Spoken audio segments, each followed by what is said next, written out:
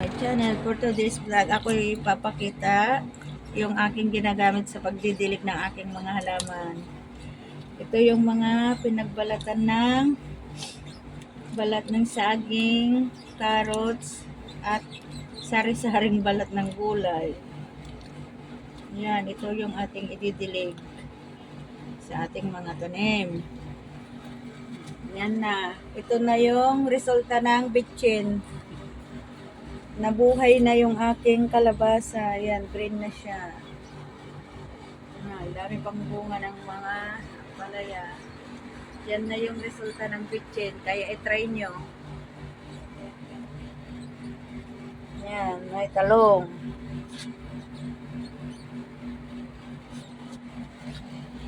Ayan na, may bunga na yung ating talong. Ayan.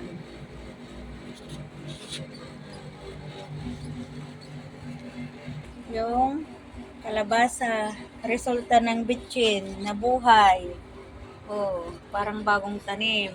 Kasi patay na yung aking kalabasa.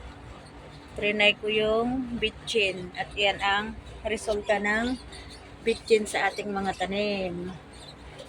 Green na siya. Yan. Oh, yan. Yan na yung resulta. Ayan, at may bunga na siyang maliit. Yung resulta. Ayan.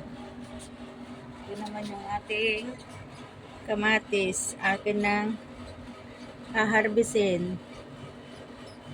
Ayan. Naharbisin ko na po yung kamatis.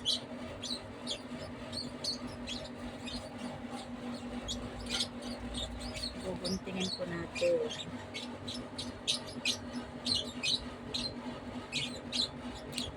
Ayan. Harvest na natin. Yan, mga hilaw pa. At ito yung ating talong, may bulaklak na rin.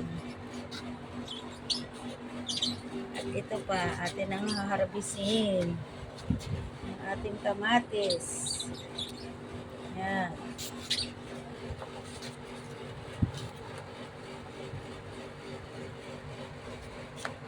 Ito pa. At sa susunod naman na yung iba kasi manibalang pa lang siya. O, dalawa pa yung pwedeng pitasin.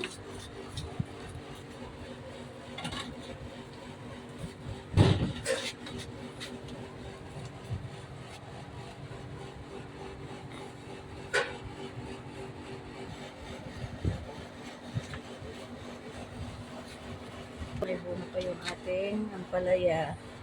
At ito green na green siya. Sa bitchin din yan. Nabuhay ang aking tanim. Yan.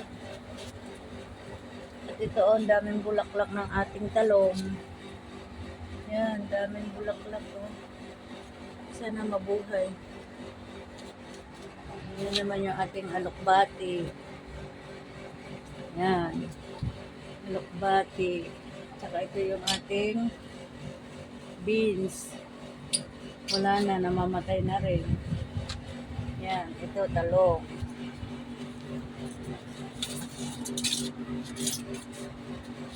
Ito, may bunga pa din yung ating kamatis. Hilaw pa. Ito aking pinatutuyo hanggang sa tuyong-tuyo at pwede kong ilagay sa ating mga tanim. Fertilizer na rin. Kailangan durugin natin ito ng binibilad pa. At ilalagay natin sa puno ng mga tanim natin. Fertilizer. Dagdag fertilizer.